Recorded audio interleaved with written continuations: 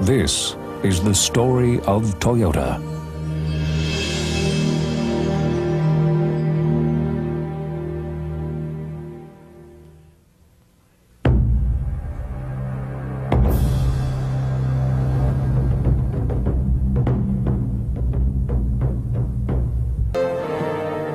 Hello, I'm Alec Murdoch, and welcome to an inspirational story of a company created by people of great vision, unshakable character, and courage.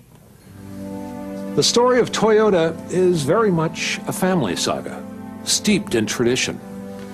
So, how did Toyota transform a small Japanese loom company into an international corporation? The journey began with a young carpenter apprentice, Sakichi Toyoda, and his burning desire to fulfill his dream. In the West, the Industrial Revolution was erupting.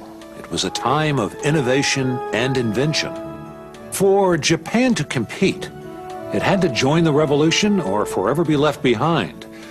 So when Japan put the call out for inventors, no one answered quicker than Sakichi Toyoda. As I watched my mother weaving, I saw her working so hard, too hard. In an instant, I saw my destiny. I would invent a better loom. Against his father's wishes, in his spare time, he sketched his ideas and built test looms, leaving little time for carpentry. His hard work was finally rewarded in 1891. At the age of 24, he patented his first invention, a wooden, manually operated loom. For the next 3 years, he kept working, continually making improvements. By 1894, he had invented a machine that would wind yarn onto a reel. This invention led to a profitable company. And 3 years later, his hard work paid off again, when he invented Japan's first automatic loom. With success at hand, the shadow of turmoil loomed on the horizon. Recession soon devastated the Japanese economy. Sakichi Toyoda's unwavering commitment to spending vital funds on research and development was blamed for the company's poor financial performance. In 1910, Sakichi Toyoda was forced to resign from his own company. He lost his factory, his employees, and the rights to many of the machines he had invented. 20 years of dedication and hard work were suddenly gone. Deeply depressed, Sakichi Toyoda considered giving up. He was finding destiny to be a hard taskmaster. Unsure of his future, Sakichi Toyoda traveled to the United States. He was amazed at the industrial advances he saw. One item in particular captured his attention and ignited a dream, a new vision: the automobile.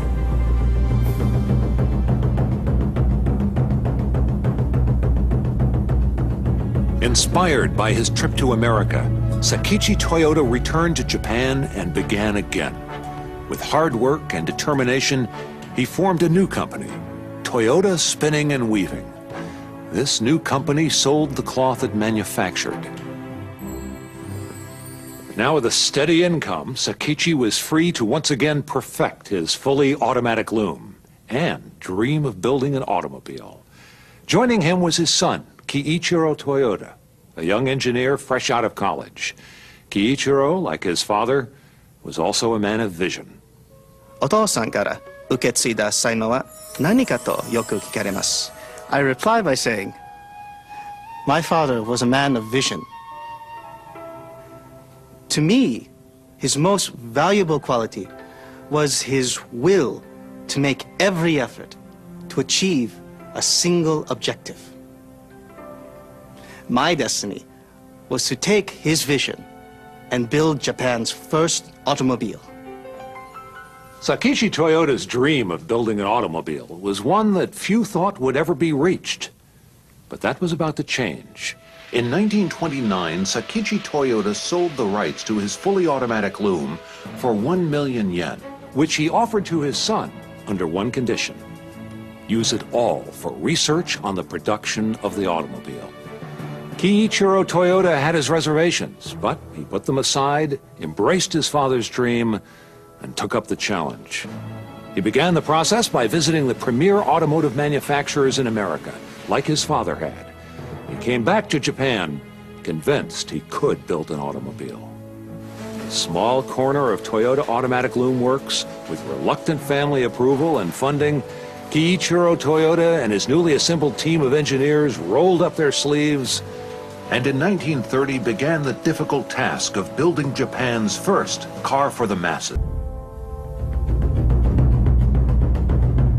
Kiichiro was now more determined than ever to see the vision of his father fulfilled. For the next 3 years, we threw ourselves into our work. But enthusiasm could not make up for the lack of basic technology and experience, nor the fact that my family and management of the company were less than enthusiastic about our endeavors. Toyota Automatic Loom Works established an automobile department in 1933. By the following year, Kiichiro Toyoda's team had developed Japan's first prototype automobile engine. In 1935, they accomplished the almost impossible, the creation of Toyota's first prototype automobile, the Model A1, conceived, designed, and built from scratch in just 5 years. Toyota was once again on the road to success, but this time, instead of looms making cloth, it was a factory manufacturing automobiles. They now had a new product and a new product name, Toyota. Changing the name from Toyoda to Toyota in Japanese required fewer brushstrokes, and the Toyota family liked the way it looked. The following year marked the birth of Toyota Motor Corporation, which laid the groundwork for decades of industry leadership. The next step was to set up a network of dealerships all across Japan. The car was an instant success, and it soon became clear that another manufacturing plant was needed. To raise the necessary funds, Kiichiro Toyoda sold shares in a new company, Toyota Motor Company Limited. The new plant was built in Koromo, Japan, now known as Toyota City. Toyota Motor Company began with great enthusiasm and excitement.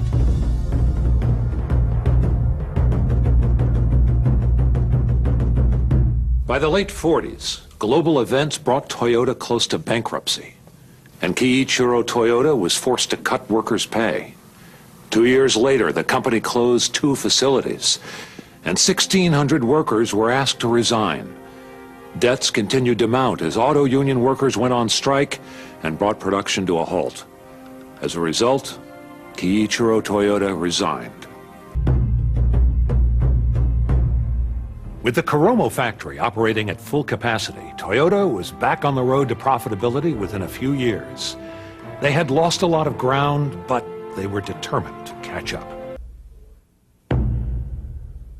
Eiji Toyoda, Kiichiro Toyoda's cousin, had been in charge of manufacturing Toyota's first car. In fact, he was the department's first employee at the new location. Eiji Toyoda had been given the task of upgrading Japan's automaking technology. To oversee his plans, he appointed Taiichi Ono, a section chief at the engine machine shop. Taiichi had begun his career at Toyota Spinning and Weaving, and like Sakichi Toyoda, he had a passion for efficiency. The job of improving Toyota's productivity was enormous. Taiichi Ono discovered that the company needed to focus not on the people, but on the process. トヨタの生産性を高める仕事は素晴らしいものでした。I had been told that American workers on average are 9 times as productive as the Japanese. The difference was not in the people, but in the process. So Toyota has to learn to work smarter, or as Sakichi Toyoda would say, be an innovative and creative thinker. Together, Eiji Toyoda and Taiichi Ono examined every aspect of the plant. In the factory, they set up the machines in the order they were used. Thus, production flowed more smoothly and productivity increased. This system, which came to be known as the Toyota Production System, was paving the way for the company's success in the automotive industry.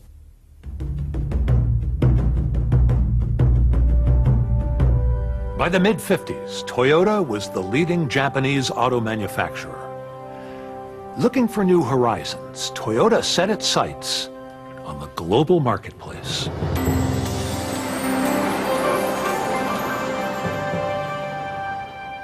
In 1955, Shotaro Kamiya was president of Toyota Motor Sales Company Limited.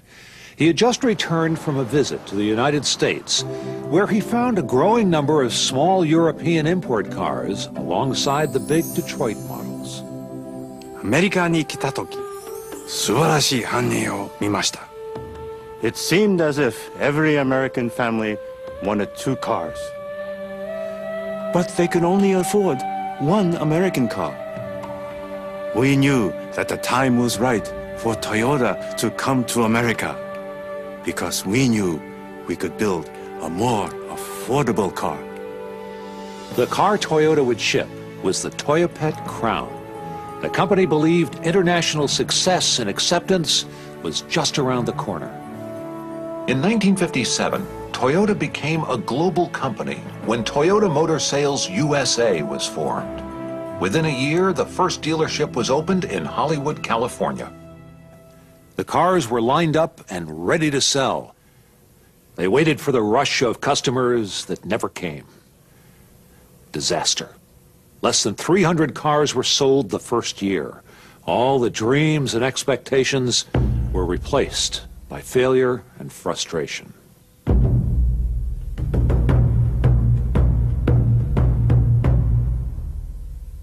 The Toyopet Crown was a good vehicle for the moderate speeds of Japanese roads. But when the Crown got on American highways, it lost power, overheated, and used far too much gas and oil. Committed to success in America, Toyota would not give up. Once again, they had learned a valuable lesson. They would need to build a car specifically for the American road.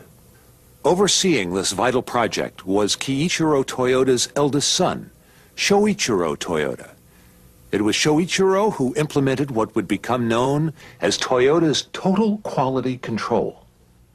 This was to prove an effective measure not only for the U.S., but also for other markets. Thus began the first stage of Toyota's transformation into a global company, export market development. In the 1950s, the company began to export its vehicles to such geographically diverse locations as the United States, Brazil, Taiwan, Saudi Arabia, Australia, and Thailand. สวัสดีครับ Toyota ยินดีต้อนรับครับ สไตล์ที่คุณวาง Toyota taknungaydi. Asıl Mutluyorsun Mutluyoruz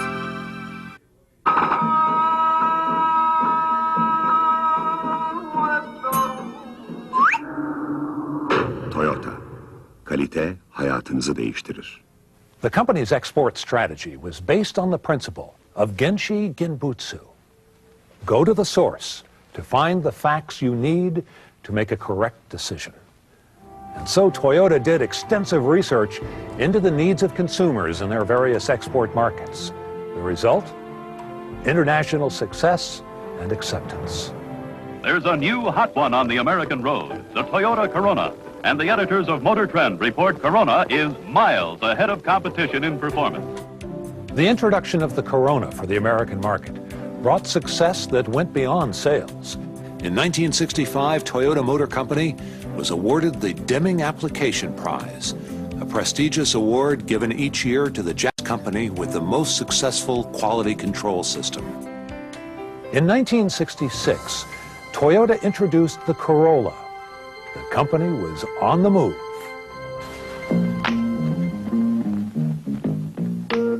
Hey, what's a Corolla? A new car! A new low-priced economy car. From Toyota. Corolla, the new one from Toyota. The oil crisis of the 1970s boosted the demand for smaller, more fuel-efficient cars. This proved to be a windfall for Toyota, which was well prepared to respond to the needs of the marketplace. Soon another challenge arose. Some countries resisted importing large numbers of cars from foreign manufacturers. They developed localization plans to protect their own auto industries. Manufacturers were required to increase the local content of their vehicles by buying more parts from local suppliers. And so, Toyota began to assemble its vehicles overseas rather than exporting finished vehicles from Japan.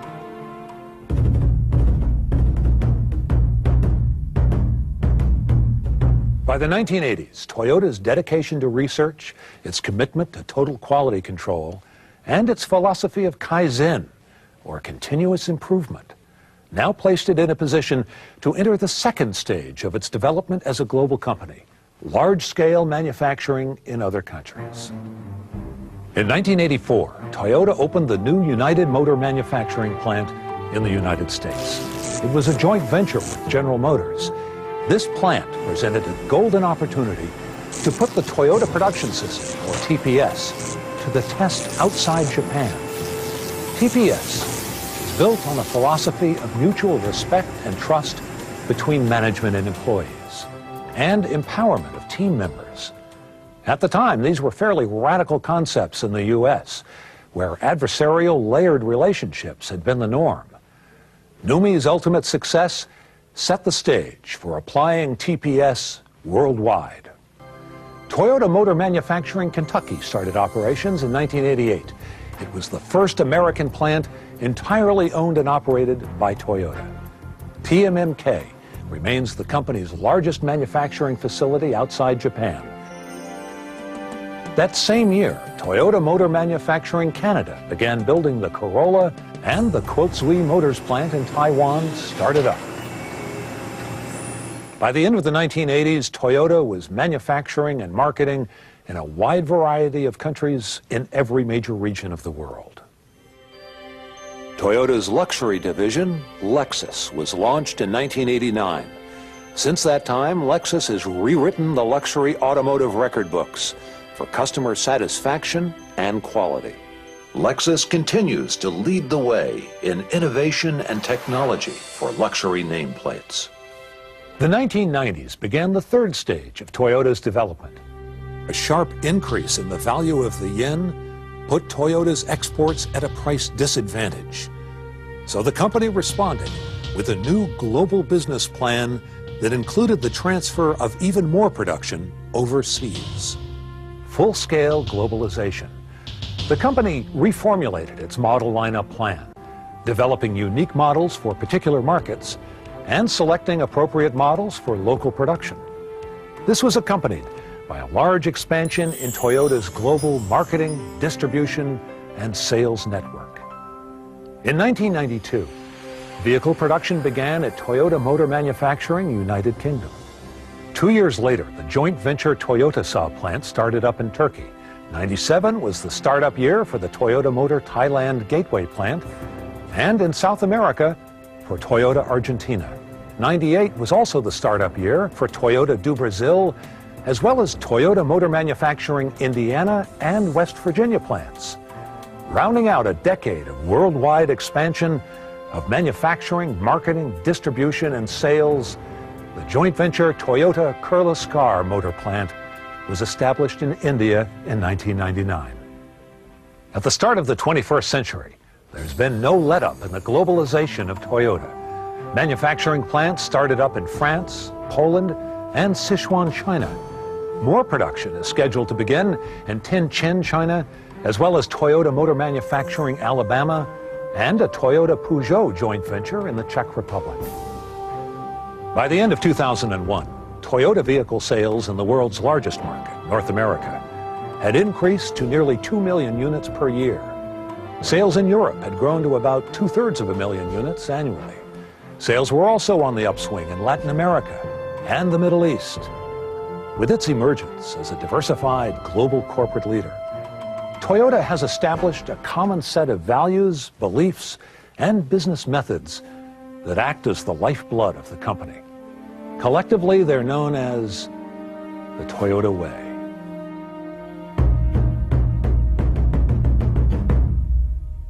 The Toyota Way is supported by two main pillars: continuous improvement and respect for people.